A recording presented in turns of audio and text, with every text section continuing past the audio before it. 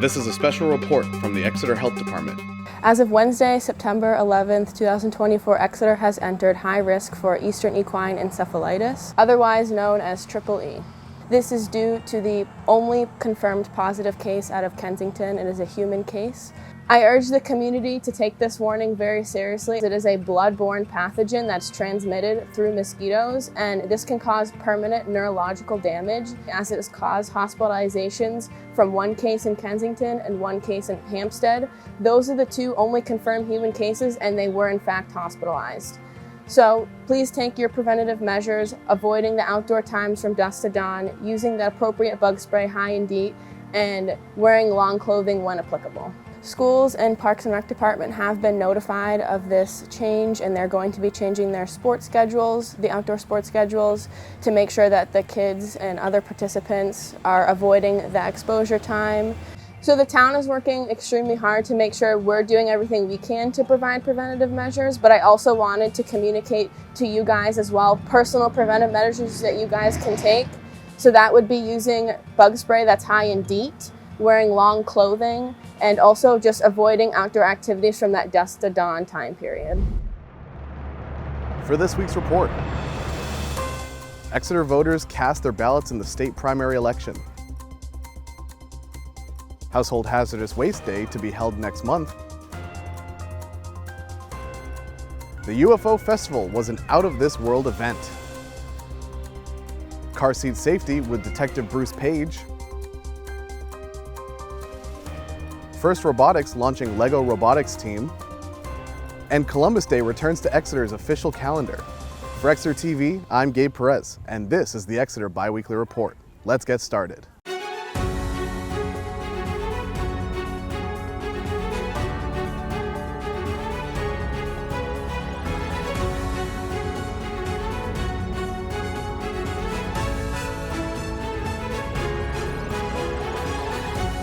Thanks for tuning into the show today.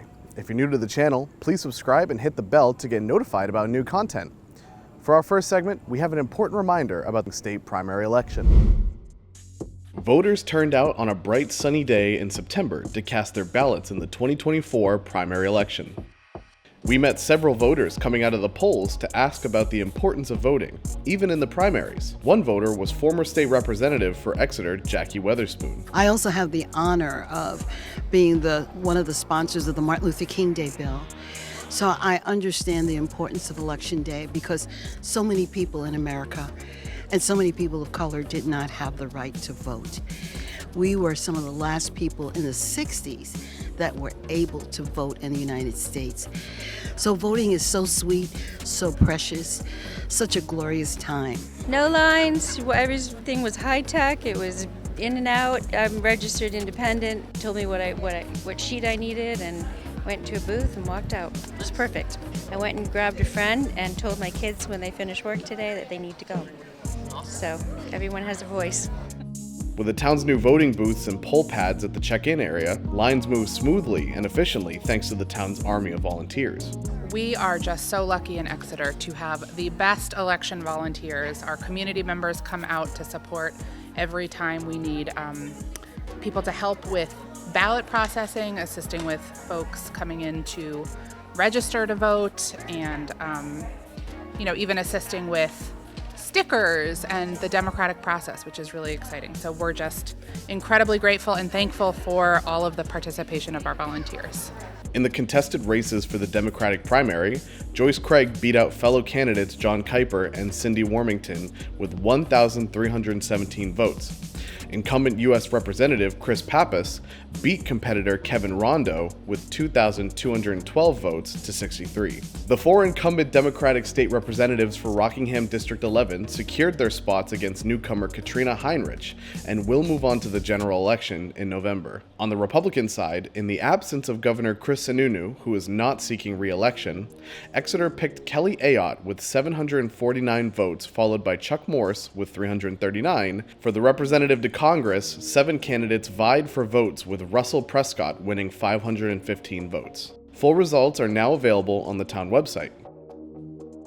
Select Board Vice Chair Molly Cowan spoke to the importance of paying attention to not just the candidates running to represent Exeter and Washington, D.C., but those wanting to head to Concord. One of the things that I think is so important to remember, especially in these state primaries, is what happens in Concord matters to our lives a huge amount. Of course, it's important to vote in every election. So we have elections every March for town warrant information. That's when you vote on the town budget. But it's really important to participate in democracy so that you're electing folks to go to Concord to make decisions about education funding, what kind of taxes and revenue we collect and spend, and all sorts of things that folks care about. So it's really important to vote always. For more election information, visit exeternh.gov/elections. The town will once again host Household Hazardous Waste Day at the Public Works Complex. We spoke with Tricia Allen at Public Works to learn more. Clean out your sheds, garages, and workbenches. Household Hazardous Waste Day is coming October 19th from 8 a.m. to 12 p.m. To tell you more, Tricia Allen has this to say. Once a year, Rockingham Planning hosts Hazardous Waste Day here at the Exeter Public Works Department. This provides an opportunity for residents to dispose of hazardous waste safely that they have accumulated over the year. Many towns are invited to participate. If you live in Exeter, Stratham, Newfields, East Kingston, Epping, Seabrook, or Southampton, you may attend. At Public Works, we strive to be environmentally conscious. As we are primarily focused on the proper disposal of these items, we would like to remind residents to be sustainably conscious as well. Could these items be properly stored to use again rather than buying new? If you need to purchase items on this list, could you find less hazardous alternatives? Make sure you visit the town website and find the Hazardous Household Waste Day page to pre-register for the event. Registration is required. Household Hazardous Waste Day will be on Saturday, October 21st from 8 a.m. to 12 p.m. The fee is $15 per household to offset disposal costs. Please arrive on time at your registered time slot to minimize delay. It's very important to adhere to the 10-gallon waste limit and make sure the items you're dropping off are accepted. For additional questions or information, please contact Rockingham Planning at 603-778-0885. See you there! The UFO Festival was cosmically incredible. Let's take a look in this short segment. The Exeter UFO Fest is officially over. The weekend blasted off with a stellar array of cosmic energy in the town hall, as speakers came to present all kinds of different subjects at warp speed, from Valerie LaFasso's dive into aliens and empathy, to Peter Robbins and Matt Monis discussing their varying perspectives on the subject matter. Flying outside the town hall, a galactic hub of food and snacks were beamed up just up front, while the streets of Exeter's water streets were littered with extraterrestrial friends and merchandise that caught many an astronaut's attention. Safe to say it went well at the Exeter UFO Festival, and we can't wait to do it again next light year. For our next segment, we were supposed to film an interview with Detective Bruce Page, but I haven't seen Bob in over a week. Hey, wait a second, is that... Bob, what are you doing over here? Oh, hey Gabe, how's it going? Is that a little baby? Are you a dad now? I'm a dad now, so yeah. Wow.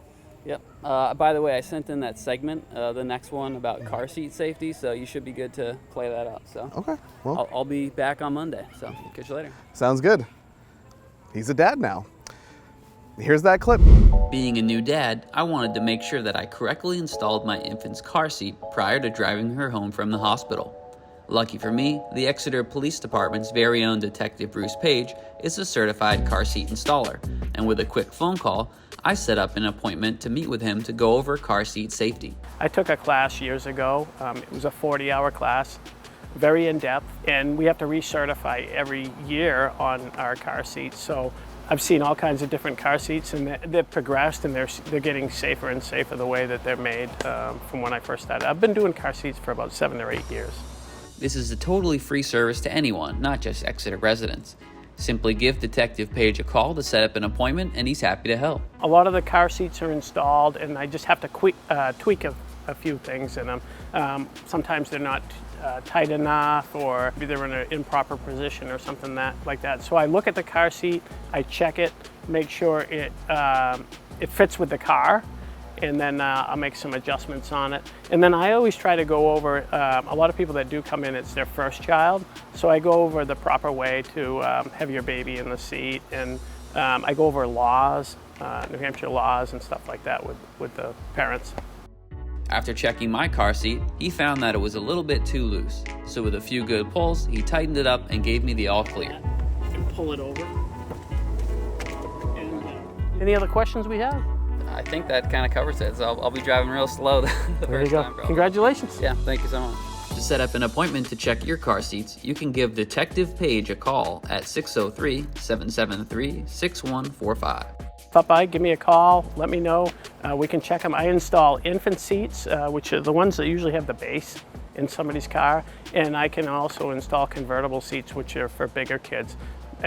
Even if you think it's installed correctly, a lot of times people will come in and I'll find something that maybe just needs to be adjusted a little bit. And it's a good way to keep the kids safe. That's the whole idea of the program. Well, congrats again to Bob and his wife for their new baby girl. And they're not alone. 2 other town staff also had new family additions in the last 2 weeks. So a huge congrats to them and their families too. When those new babies get a little older, they might be interested in the program we're going to cover for our next segment. First Robotics is launching a Lego robotics team and are looking for kids ages 9 through 14 to sign up. We spoke with head coaches Case and Deb Merrick to learn more.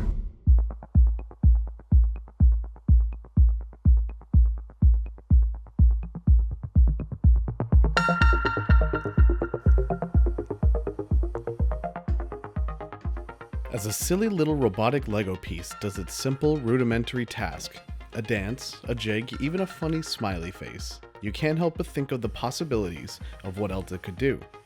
Adding new pieces, giving it new core abilities, how far can this tiny little bot go? That is something children and teens experience everywhere. I mean, who doesn't love building the tallest Lego tower you can? With First Lego Robotics, this sense of discovery is exactly what is needed to help teach kids creativity, competitive etiquette, and teamwork. And Team Fusion at Exeter is looking for new kids ages 9 through 14 who want to learn what it's like to compete in Lego robotics. First Lego League is a competition for children 9 to 14 where they build a robot and program that robot to do different tasks on a board. But that's just one part of it. There are also 2 other aspects, gracious professionalism, which is one of the largest parts of FIRST in general, the nonprofit, which is all about learning manners and how to properly be in a competition and show respect to your competitors. And then of course there's also the real world problem. Every year there's a different theme. This year is submerged. So the kids have to come up with a real world problem and find a solution to it. For example, we've talked about the microplastics at the seabed, or something along those lines. Something that the kids can come up with, like a solution, and they will present that to the judges as well in competition season. First is all about gracious professionalism and working together, and that's our whole goal, is to learn how to work together, to be a community, to open it up to the community, not just ours, but the broader community, and learn how to problem solve. We'll start off by figuring out exactly what tasks we want to do on the board. Most likely by, what is our favorite task, what is something that can easily be accomplished and is on the same route. And once we find out which ones we want to tackle, then we start planning on what do we need from a robot to accomplish those tasks. So once we figure that out, we work as a team to build a robot that can complete those tasks. First Lego League is fantastic for kids because they get to build Legos. Not only do they get to build with Legos, which is a fun time for everyone, but this Lego piece gets to move around. You get to learn how to program. You get to learn real-world problem-solving skills, and most importantly, at least for me, is that this is probably going to be one of the first competitions that these kids might be going to. It just amazes me how kids can work together no matter who they are, where they come from, and problem solve. And we need more of that in this world. The most amazing part is when you get to the events, which isn't really a competition, but it's an event. Other teams might have a problem with their robot, and it's a thing that the rest of the teams will come and actually help them out. So it's not a competition, it's more helping each other out. It doesn't matter which team you're on. the teams all help each other, which is gracious to the professional in the room. This is completely free. So other than building a robot that gets to move around and you control it, the competition itself is such a fun time. It is a full day of running around, using your robot, working as a team, and making a lot of friends, not just on your team, but on the other teams as well, because it's always good to have those connections. If you have any interest in joining Team Fusion, building Legos and learning robotics and programming, you can reach out to them at teamfusion@exeteruu.org. They meet every Sunday at the First United Universalist Society of Exeter from 11 a.m. to 1 p.m. and will be considering a second day as well during the week. You do not have to be affiliated with the church.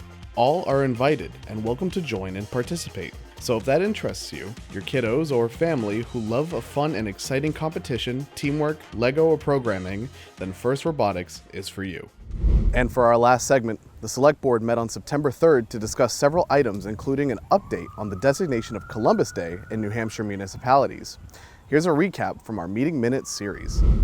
Welcome to your Meeting Minute for the Select Board September 3rd, 2024 meeting. The meeting begins with a non-public session, followed by 2 board interviews. Once they've returned to their seats, they acknowledge the resignation of Marissa Vitolo, the chair of the Exeter Arts and Culture Committee, and they wish her a happy farewell. After that, Public Works Director Stephen Cronin, alongside Taylor Millspaugh from Waste Zero, discusses the Waste Zero trash metering supplies and service agreement. Before you is a proposed agreement with Waste Zero to extend our current contract for 3 years for our pay-as-you-throw program. Since 2010, we converted to a strictly retail store distribution model with blue bags. So what we're looking to do is enter into a contract that would give us some price certainty over the next 3 years to protect both the town and Waste Zero from some market fluctuations that we've seen in recent years. And as you guys know, pay-as-you-throw is just that. You're paying for what you generate. On average, municipalities that have pay-as-you-throw see a reduction of over 40% of their trash, all because of that special blue bag that people have. With the goal of reducing trash, making sure that you're extending the life of the landfills, making sure that people are taking accountability and making their trash the most fair and equitable way to deal with their trash. Do you anticipate the cost of the bags for customers increasing at all? That's something that we're still working on right now. Okay. We are in the middle of budget season. We have seen an increase in the cost of production, but it has been fairly consistent year to year. So we are going to be looking at revenue as part of our budget projection this year. So that's a separate issue from... It is. Yeah, that's not. Mm-hmm. And the current cost is $2.50 a bag? Yes, for large bags, one, yeah. and I believe it's $1.75 it's or something. $1.75 for Right. small bags. Yeah. In the end, they approved the agreement, but they weren't done with Stephen Cronin, who stayed behind to recommend a bid for Septage Receiving Equipment Installation, who had 3 bid reviews, and got the go-ahead to award the bid to PRB Construction in Guilford, New Hampshire for $165,000, which the Select Board promptly approved and awarded the bid. After that, the board granted deed waivers to several parcels, followed by Russ Dean giving an update on the history of several grants the town received. In his town manager's report, Russ Dean updated the board on New Hampshire House Bill 1014. So this is HB 1014. It was part of Chapter 182 of the statutes annotated that was adopted in the last legislative session. And basically what this does is it certifies Columbus Day as the holiday, the official holiday of that particular day. There's a piece in the law that basically speaks to it. It says holiday designations and then follows it by saying any municipality, town, village, or unincorporated place that adopts a holiday on a date indicated in RSA 288:1 shall use the appellation for such holiday designated in RSA 288:1 with respect to any official communication, publication, document, or calendars. And so that is the impetus for declaring Columbus Day the official holiday under RSA 288:1. The Exeter Select Board had previously voted to change Columbus Day to Indigenous Peoples Day. This new state law undoes the ability of the town to acknowledge any other holiday other than Columbus Day on that date, as the town manager explains. Is there any action that needs to be taken by the board? None by the board. This is state law, so state law would apply. All right. And what that means for the town of Exeter is? We will recognize Columbus Day as Columbus Day. Okay. See if somebody can start working on another day, possibly, to introduce a bill for Indigenous Day? That is already in the works. Oh, good. Because it is every year. Well, now we have. Is there No, we're something getting that closer. precludes us from celebrating both? Just an argument about the date. That's all it's been. And this is a different story than has been presented to anybody at the State House, so that might make a difference in choosing a different day for Indigenous Peoples' Day. It would be so great if people in Concord concentrated on things that impact people's lives in a healthy way and join Representative Gilman in speaking on behalf of policies that actually make a difference. The next select board will be on September 16th. See you there. A quick reminder that you can watch all of our government meeting coverages on various platforms, including Comcast Channel 22, YouTube, our free Apple TV and Roku apps, or online at exeternh.tv. That does it for this week's report. Be sure to like, share, and subscribe to help us spread the word. Head over to the town website and subscribe to the town email newsletter to get this show and other local news sent straight to your inbox. For Exeter TV, I'm Gabe Perez, and this has been the Exeter Biweekly Report. Have a good weekend, Exeter.